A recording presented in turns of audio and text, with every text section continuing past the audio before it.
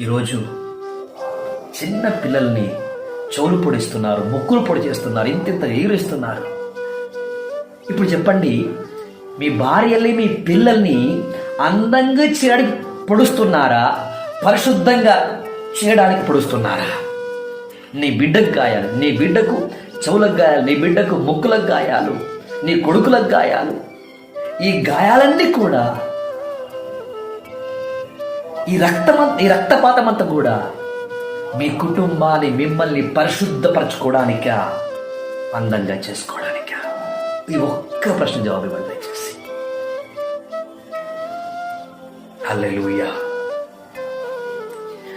మీరు పడుతున్న ప్రయాసం, ఈరోజు మనం పడుతున్న ప్రయాసం మనం అందంగా అవ్వడానిక, పరిశుద్ధం అవ్వడానిక? లోకమెప్పు కొరక, పరలోకమున్న తండ్రి మెప్పు కొరక?